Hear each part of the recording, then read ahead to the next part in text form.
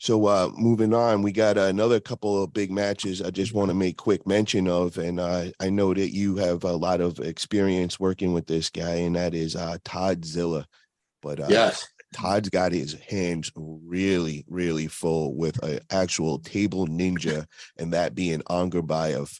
So what are your thoughts on that, bro? And first off, I just want to kind of get your background with Toddzilla, because I believe Toddzilla lived in your guest house for a while and used to get coached by you. Is this true? No, he never lived in the guest house. Craig Tullier lived in the guest house. Toddzilla and his wife of the time he got a job here, and he lived 30 minutes away, but it was during the time when practice was here at this house every week. So yeah, he came to practice every week, and we got to be pretty good friends. And in the beginning, his elbow was killing him. I was destroying him at practice for the first month or two, and I couldn't figure out why. And then I noticed he was taking a lot of pain drugs and having a couple of shots of whiskey and some beer during practice. And it dawned on me, how bad is your elbow hurting you? He's like, it's really bad, because I could beat him in a hook, which was like crazy. And so sure enough, after a couple of months, his elbow didn't hurt him anymore. The real Toddzilla emerged, and I could not budge him. Yeah. As far as his match with Ongarbayev, being a table ninja, you still have to have the strength to back it up. Yes. And Ongarbayev has the strength to back it up with 99.99% of the guys. Toddzilla is not one of them. Toddzilla is going to beat him 3-0. So that's real interesting to me that you said that, because I know that you're saying always is back pressure outweighs everything. Whenever you question anything, go with back pressure, and it will always beat the side pressure. No. That's not what I said. Okay, but you said, okay, so if the guy is stronger though, then enough back pressure can make up for all other shortfalls. Okay. But you have to have enough back pressure, and then you have to have enough to make up. So Ongarbayev's shortfall in this match is his side pressure. Ongarbayev doesn't have enough side pressure to beat Todd, and his back pressure is going to mitigate that to a certain degree, but it's not enough back pressure.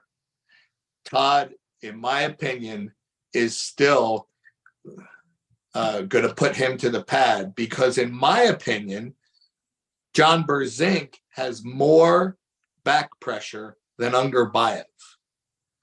John lost Ongarbayev because he got tired, and he tried to hold on to him in the second round way longer than he ever should have tried to hold on to Ongarbayev. He also had COVID that weekend, bro. He was really sick. Okay, so I think Ongarbayev is a slightly weaker version of John, and we saw what Todd just did to John. Yeah. So I think Todd's going to do it to Ongarbayev. Question: does Ongarbayev take Todd's hand? Yes.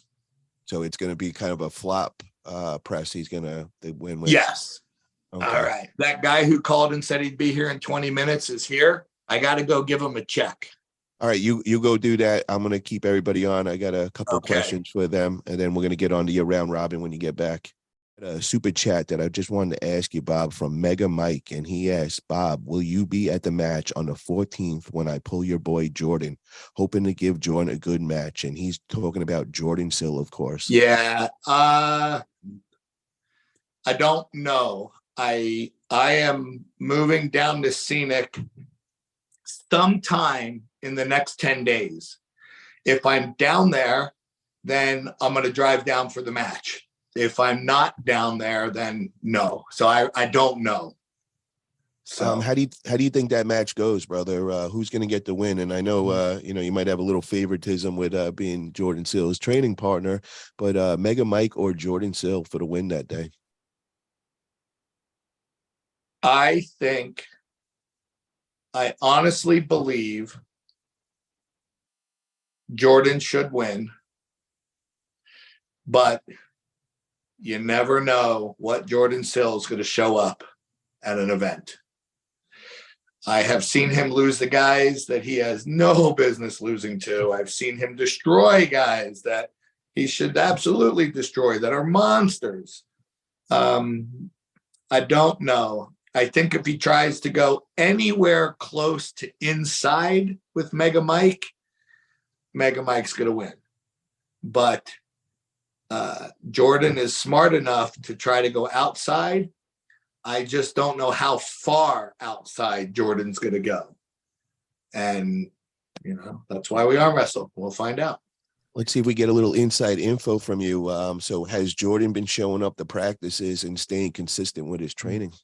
I have not seen Jordan at a practice other than when Pablo is here in 6 months. Uh-oh.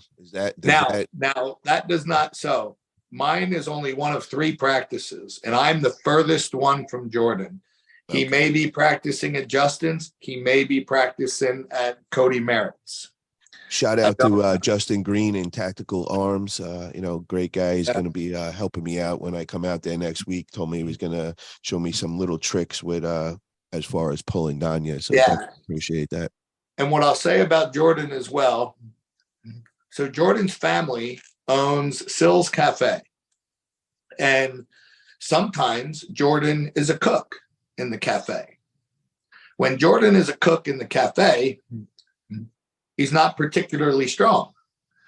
But when he's not a cook in the cafe, he's doing concrete every day of his life. Wow. And then Jordan Sill is very strong. And what I do know is Jordan Sill's been doing concrete for the last year. Oh, wow. So his hands are going to be very strong. Yeah. Wow. We got a question in here from Hanzo, and he I either have a partial or full tear of the medial ligament in the elbow due to too much side pressure. Have you ever experienced that, and how long did it take to get back in shape? You ever experienced anything like that, Bob? So not a medial tear. Medial collateral ligament. Yes, I've popped my elbow 20 times. That's why my arm doesn't go straight. It's roughly a 6-month recovery time. I've popped my MCL 20 times. That's why my arm don't go straight. Is there anything that you could give him as tip-wise to help him get it healed up? Lots of blood flow in the elbow, in that ligament. I think lightweight, high reps. And when I'm saying lightweight, I mean an amount of weight that is a joke. It's like when you're pedaling your bike on flat ground, the amount of effort it takes to pedal your bike is a joke because you can do it for hours at a time. I want that level of lightness in your elbow joint, doing wrist curls and supination and pronation and bicep, just anything to get blood into that joint and do it all day long. But there can be zero pain. And the problem with most freaking arm wrestlers out there is we all go searching for pain, So, now he should do that every day. He should do that 24 hours a day. Okay. And then also, have you ever did the stem cell shot in that elbow? Have you started that? Not for the MCL. I haven't had an MCL pop in many years now. Okay. So I've never done a stem cell shot for the MCL. I would recommend that, though. Yes, that will help speed up the process. So you heard it, Hanzo. So, first try out doing it manually and see if you get just blood flow. If that doesn't help out, maybe it's something that you'd want to talk to us about and getting hooked up with VitaCell, and we could definitely get you hooked up and get you a nice discount as well. Also, we got a super chat in from Greg Brown TV for $2. The grind don't stop. Yes. Thank you for that, Greg. Appreciate that. Greg is actually the guy that's throwing the big December 9th match for me in Arizona. So shout out to Greg Brown Productions.